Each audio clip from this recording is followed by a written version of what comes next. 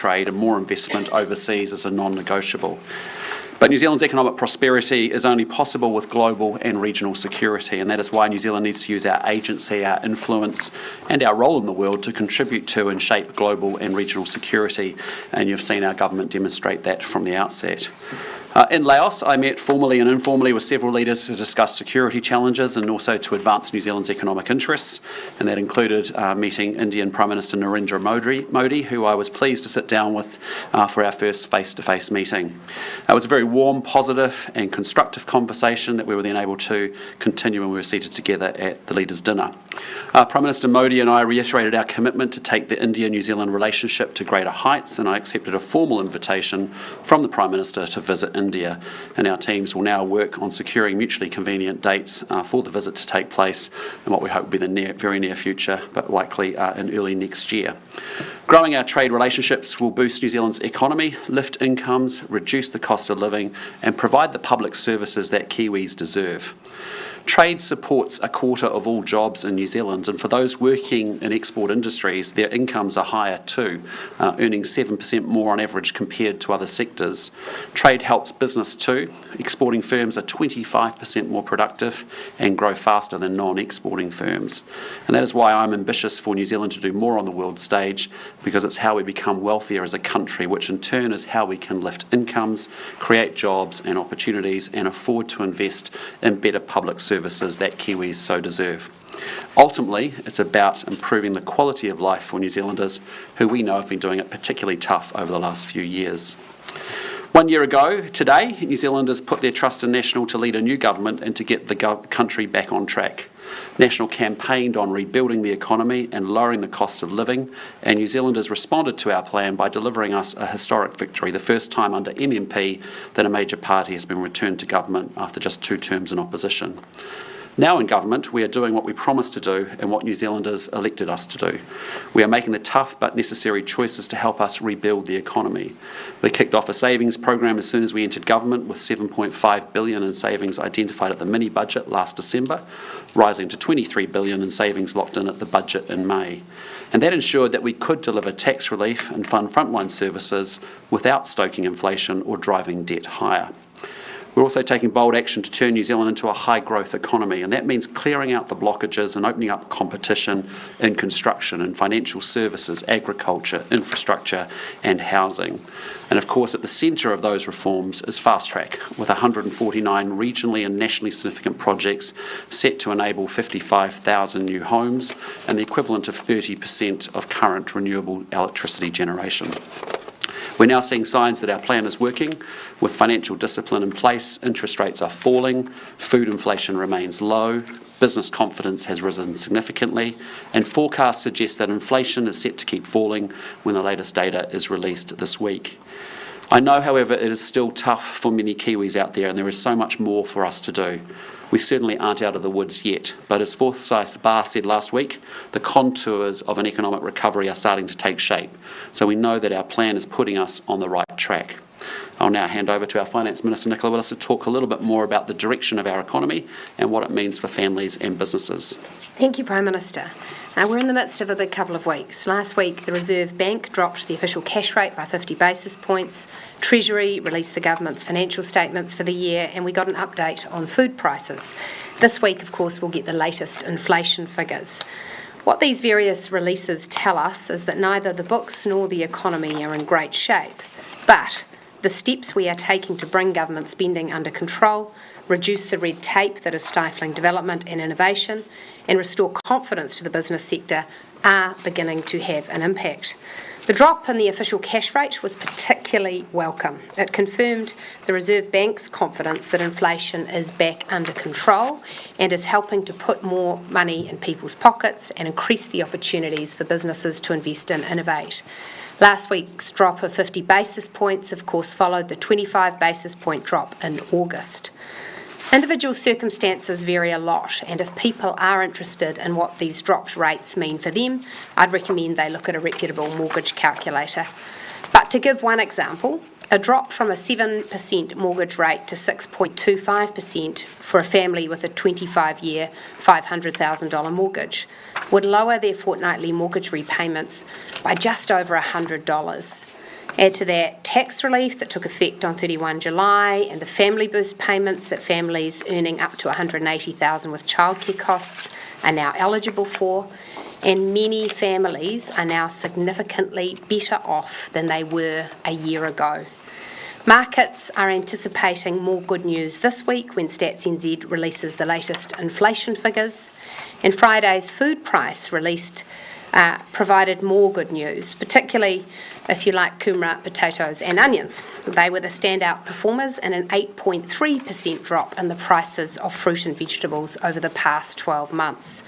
Overall, food prices increased just 1.2% for the year, which is a far cry from the double-digit food price increases that were occurring under Labour.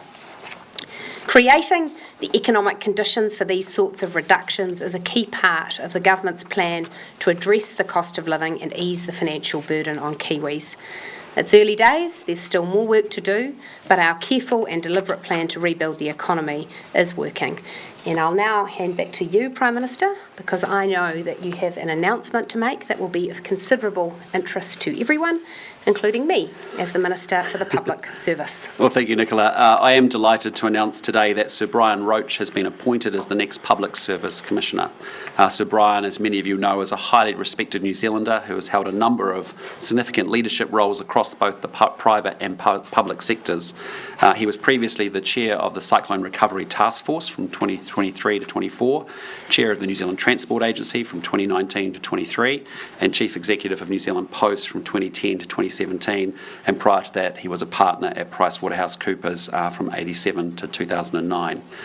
Sir Brian has built the trust and confidence of ministers across successive governments.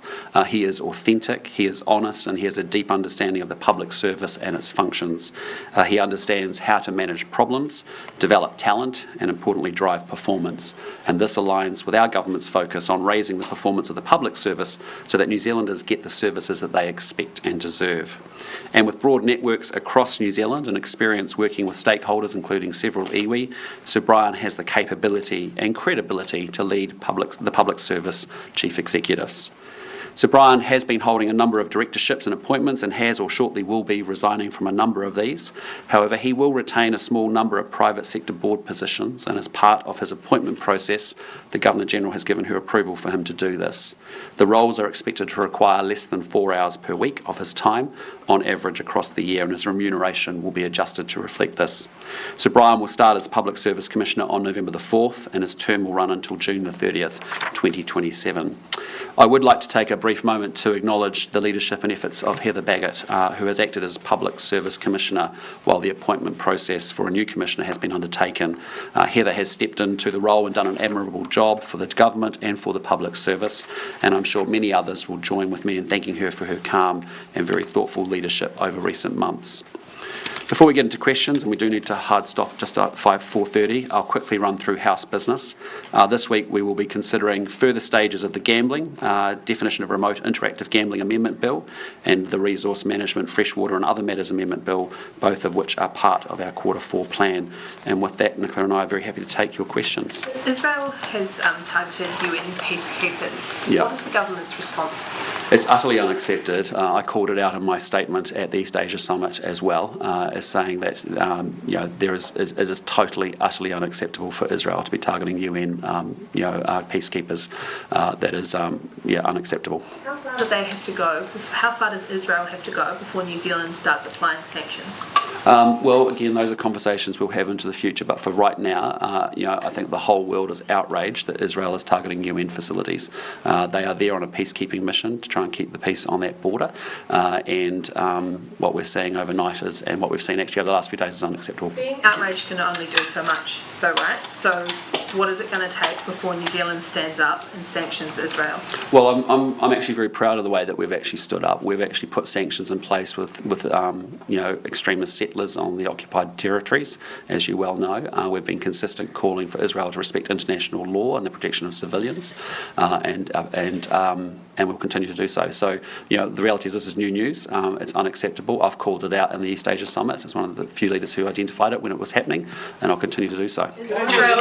Sorry. Is Israel respecting international law? That's what we've asked all parties in this to do. Of course, more military action doesn't get us to a peaceful situation in the Middle East. What we need is the parties to negotiate, to get around the table and to put themselves properly on a path where actually Palestinians and Israelis can live side by side in two separate states in peace and dignity. Just on Sir Brian, could you give us a bit of a sense as what your message to him has been in terms of how he takes on the public service? Obviously, he's taking on a new beast than, he's worked within the public sector before. What exactly explicitly have you told him that your vision for the public sector is? Well, I'm really pleased we've been able to secure someone of his calibre so that he'll actually hit the ground running on day one. But both Nicola and my message to him is that we want to see improved performance from the public service. We want to see, obviously, the delivery of the government's goals and targets.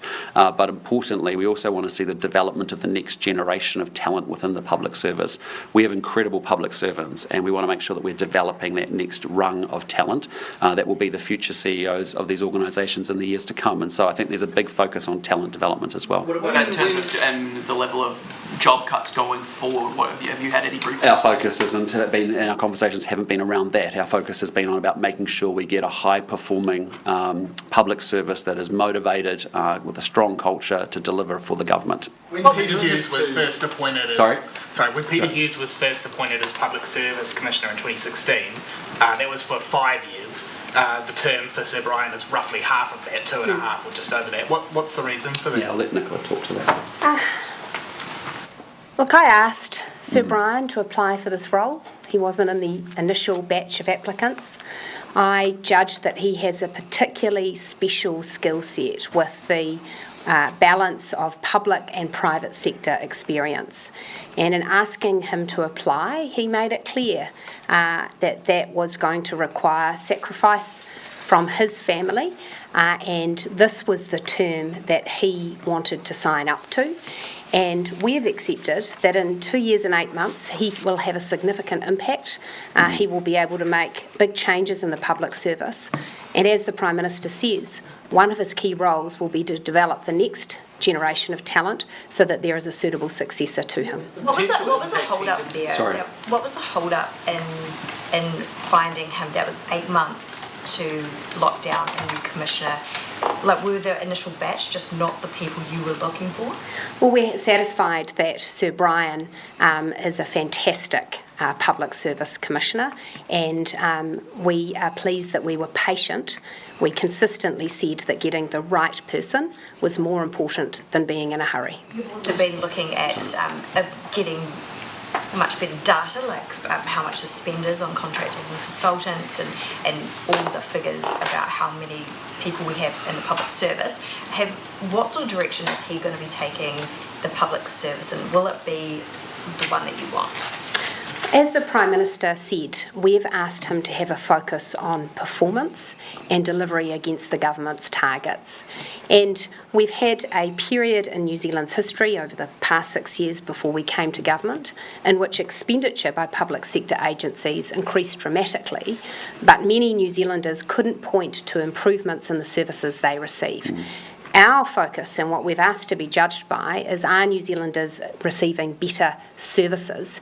And we want to see the public service innovating, doing things differently, using resources in new ways to deliver better outcomes for people. And we're confident that there is the potential to do a lot more. There are some incredibly talented, driven, smart people in the public service, and with Sir Brian Roche as their leader, we think that there's the potential for there to be a lot more delivery and a lot higher performance. Okay, Thomas and then Joe. Yeah, Brian Roche was chairperson of Antarctica New Zealand during the Scott-based redevelopment, which Deputy Prime Minister Melissa Peters routinely criticises now for having cost blowouts. Did that factor in the discussions around whether he was suitable for the job? Were there any misgivings there? Well, the great thing is that Sir Brian has been fully endorsed by every political leader of every political party in the Parliament, and I think that's a good sign that we've actually got someone of mana and respect and capability that we've been able to attract such a high calibre individual actually to take on this role. And I think he's going to hit the ground running from day one. Yes, it's a shortened term, but he's going to add a lot of value to the public service. Israel, Lebanon issue. New Zealand has two peace peacekeepers in the region. Are they in harm's way? Again, I won't talk about those operational issues at this point. Yeah. But I mean, have you received any assurances that they're safe? That Yes, I have in the course of last week. Not today, but I will follow that through. But the important thing is that we don't have a habit of talking about those operational issues. Joe? Sticking on the Israel issue, there's this letter that's been signed condemning Israel for saying that the UN Secretary General is now banned from going to Israel. We haven't signed that, at least up until this morning when Winston Peters was asked. Do you know whether we subsequently have added ourselves to that or why we chose not to sign it? I've having come back, I haven't been briefed on that, but what I can say is I called that out very explicitly to say that UN personnel, UN officials, UN leadership and UN facilities should not be targeted by any country on earth. They are there to do a job on behalf of humanity and we expect them to go about that job unimpeded. So my position's pretty strong about it. We'll have a look at the letter and see what we think. Also just to ask as well on the Manawanui, yeah. The Deputy Chief of Navy has told RNZ that we're supporting the overarching operation and the, quote, removal of Manawanui. That seems to be new. Are we officially planning to actually remove it now? Look, where we are is, first and foremost, we've got the personnel off, which is fantastic. We've got, as you all know, a full court press on making sure we mitigate any environmental damage. The work will begin with the Navy and with the insurers about whether it's a salvage or a wreck. I haven't been briefed that we're going down one of those paths at this point in time. That'll ultimately be decisions for the Navy to work with the insurers around. But for right now, what our focus is on is making sure that there is no contamination on the beaches, there is no impact on wildlife. We have removed debris from beaches, and importantly, we now need to work to plug the small venting leaks that we see. But the good news is that the main fuel tanks are actually intact at this point in time, which is exactly what we want to see. Given the substantial cost that would be involved in removing it, though, presumably that would be a conversation I'm sure, Nicola, you would like to be involved in. Nicola will be involved in it, but the answer is to do the right thing first and foremost, and so we'll deal with the cost implications. Navy is now saying on the record to media that they are committed to the removal of Manawanui. What conversations have taken place with ministers, or yourself, Nicola, or any other ministers about what that cost might be, and whether is that now the position? Well, I'll just say to you, there haven't been conversations about the cost inside Cabinet. Well, no, because he's empowered to go off and work with the insurers, and that is a conversation he'll be working through with them. And obviously we have, as we said before, we've got sort of a type of third-party insurance around the salvage and also around the environmental protection, but those are issues that he will work through commercially with the insurers. Do you have any idea what the cost would be, though? No, we don't, but again, we'll let him go through the process with insurers first and foremost, as he should. Just on the Manawanui, yes. Separate to that question, there's also the question about whether New Zealand should apologise to Samoa for it. It's a small country. It's in the middle of building up to its biggest ever event in Choggan, which you're going to. There have been calls from civil society to do that. Is it appropriate for New Zealand to offer some sort of formal apology to Samoa? Well, in my conversations with the acting Prime Minister and even with Prime Minister Fiame just a few days ago while I was in Laos, I've consistently conveyed, that we are sorry this unfortunate accident happened. But what we are very focused on as a combined Samoa and New Zealand team is actually making sure we stay very, very focused on the task at hand. Every day that we're not making progress is a day lost, and so we want to make sure that we are trying to do the best we can to plug any leaks, importantly removing any debris from beaches, containers on reefs, and we've got to make sure that we're communicating the status of where the fuel is and what any contaminants could be causing. And at this point it's good, it's not great, but it's encouraging that we actually haven't seen a major leak of diesel into the ocean and onto the beaches. Do you plan to visit next week? Wreckage, or sorry? Did you plan to visit the wreckage or? Yeah, it's just a question of, I thought about that last week actually before I shot through to Laos, but I don't want to be a burden on resources that are stretched up there, and I know my arrival would cause a distraction in some level, so I'm sure when I'm up there there'll be an opportunity for me to understand the situation even further and physically cite it. But for now, what I want is a full court press. I want ruthless focus on the task at hand, because every day we just need to march our way through to clean cleaning up and mitigating any mess. Do your understanding of how much environmental damage has been caused so far? We have not seen, as I understand it, no contaminants or fuel or diesel on beaches. We've seen no loss of wildlife. We've had crews actually doing pick-up and clean-up on beach, but that was initially a few days ago with respect to debris that had come off the surface of the boat. As I understand, that's been cleaned up. We have an 0800 number available for Samoan villagers to actually call into if they see any debris or any issues on any of the beaches on that coastline. There is, as we've shown, the small leak which is coming through venting pipes, and that is dispersing a very small amount of fuel and diesel, which is obviously evaporating off and diluting and moving out to the west of the island, not onto shore. So that's where we are today. But situations change very quickly, and that's why I want everybody focused on doing everything they can right now to minimise any environmental impact. Sorry, What is your Hauraki Gulf bill? Yes. The select committee reported out unanimously in support of that bill. It's been worked on for more than a decade. It started under the last national government. Yeah. Why has the government made this change to allow commercial fishing in these highly protected areas? It seems to have put offside basically everyone other than a small set of fishing interests. Yeah, look, no, I think we've ended up in a place where we've got to, we've managed to keep all the parties on board. It's good that we've got bipartisan support for the bill. I appreciate, yes, there's a small concession made there for commercial fishing on ring net fishing in a very small scale. But and I'm sure it's not perfect. I'm sure there'll be people who would continue that we should do a lot more. There'll be others that think we've done too much. But the reality is, it's a New Zealand issue. It's not a political issue, and we're trying to make sure we get protection around the Gulf, and it's going to be better protected than it's ever been. These fishers were heard at Select Committee. Sorry? These fishers were heard at Select Committee. The Select Committee, including National Party MPs, reported it back without that change in it. Now Canada has gone back and decided we're going to change the bill to allow this commercial fishing access to the highly protected areas. Why is that? Well, there's a small concession that's been made and considered at Cabinet, and that is a Cabinet decision that we have collectively made. But I just put to you that the vast bulk of protection across the Gulf sits intact, and I hope that other parties will continue to support it as they have done, as we were doing in opposition for the previous administration. I think it's there's lots of stakeholders involved around the Gulf. There's trade-offs that have to be made, but I think we've got to a place that actually will put really good protection in the Gulf, and that's a good starting point. The bill, as reported out of Select Committee, wasn't quite right because it didn't have again, it's come to Cabinet. Tama Potaka brought it forward as Minister of Conservation. You need to talk to him a little bit more about the detail of it if you want to. What is your view on... Sorry, hang on, let's come back to you, Jenna. We'll just keep making sure we get everyone else off. What is your view on providing foreigners with tax incentives to invest in New Zealand? That is not a conversation that we've had at this point in time. I'm aware different parties may have different views or policies that they are free to take to the election in 2026. What I would say is that our government is united on making sure that this is a more attractive place to undertake investment, and that part of it, I sit down with investors regularly offshore and say what's the good, the bad and the ugly of investing in New Zealand, and the messages are pretty simple. It's too hard to get anything done, it takes too long. That's why fast track consenting is important.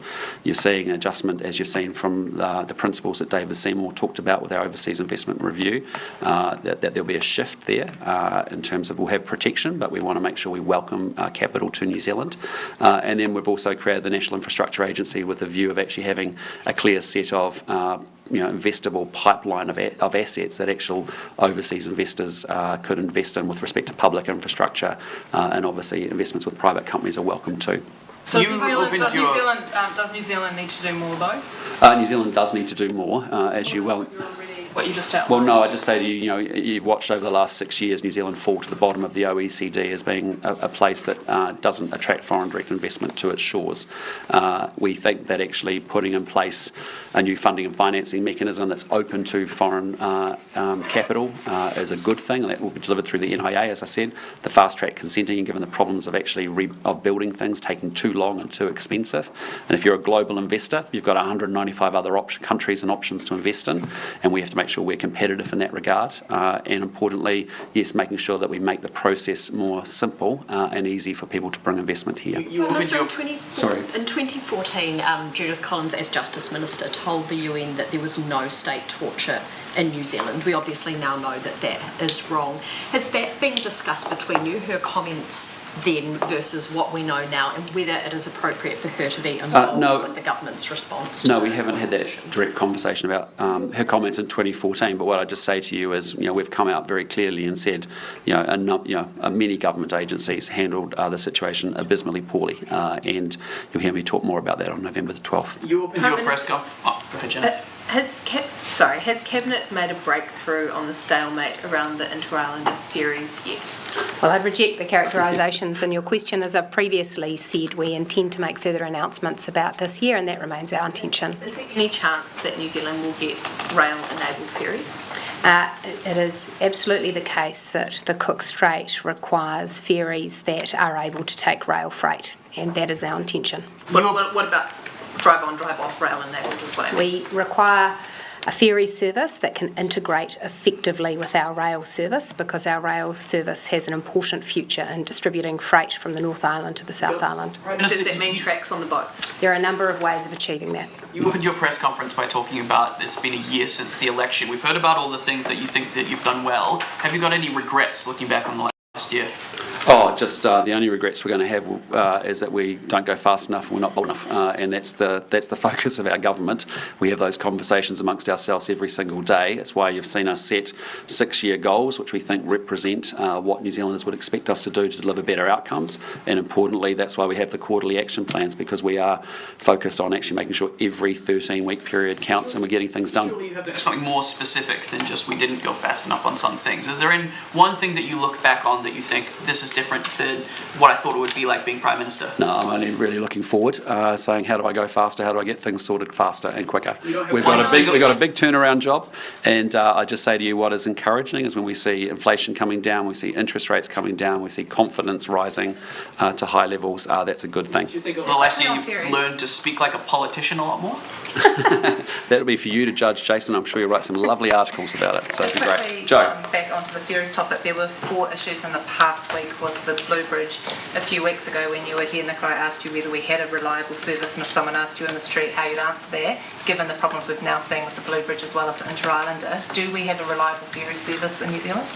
Well, look, that's for New Zealanders to judge, but I think most of the time it is reliable, and our interest as a government is in ensuring that it's safe and reliable into the future. Isn't the definition of reliable that it's reliable all the time, not most of the time? I think if you look back over the last 5 years, Jenna, that hasn't been the case for some time, that it's reliable every day. That just hasn't been the case for many years. In fact, decades. That may not be the case for other transport businesses as well, whether they're airlines or freight companies or ferries. There's on-time performance and delivery. It's important, but importantly, it's up to repairs and maintenance schedules to make sure that those assets are maintained well. No reason to get the IREX replacement sorted sooner. That's what we're doing. We're working very quickly at it to get a great solution for New Zealanders, knowing that's a critical piece of national infrastructure. Can we make an announcement by the end of this year? Yes, we are. End of this year.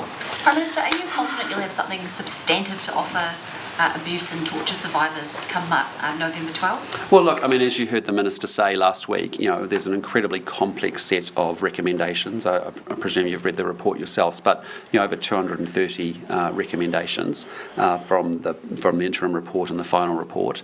They are complex. It took 6 years to generate that report. We are working at pace within it. I had another meeting this morning with a number of ministers on the subject, and we're going to do everything we can to make sure that we address the issue so that it doesn't happen again, and that we actually support those that have been abused. And so I'm sure what I say on November the 12th won't satisfy everybody. I expect that will be the case going forward. Everyone's situation is different and difficult, but equally we've got a lot of work to do, and it won't be in place by November 12th. We've still got to keep working at a whole bunch of those recommendations and processing them so that we actually get a quality response from our system. Okay, thank you team, have a good week.